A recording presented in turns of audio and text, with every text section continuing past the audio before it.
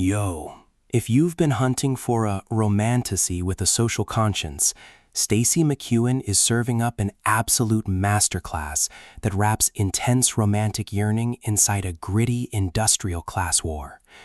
A Forbidden Alchemy kicks off the Artisan Trilogy, and it completely shatters the traditional, sparkly tropes of magical elite schools by exposing the dark, exploitative gears keeping the empire running. The story drops us into an industrial fantasy world centered on idiom, a volatile alchemical substance that can unlock elemental magic. At age 12, children undergo the siphoning, a ceremony that tests their potential. Those who pass are whisked away to the glamorous Bellevere city to become artisans, an elite class of luxury-dwelling magical architects. Those who fail become crafters, a disenfranchised working class forced into the deadly idiom mines.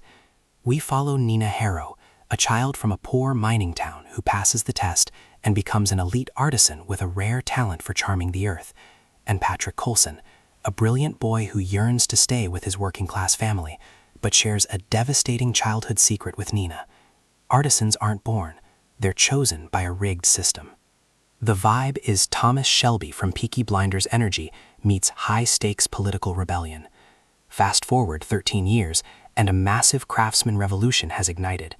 Nina, traumatized by the loss of her found family, has completely turned her back on the conflict, until she is captured by a rebel cell led by none other than Patrick. Patrick has evolved into a dangerous, clever insurgent leader, and he desperately needs Nina's rare elemental earth magic to execute a mission that could permanently upend Bellevere City's systemic corruption. The romantic dynamic is a tender, slow-burn masterpiece, suffocating in political tension, built on childhood promises, profound class rifts, and an agonizing enemies-to-lovers trajectory, where the sparks between them threaten to ignite the brewing revolution.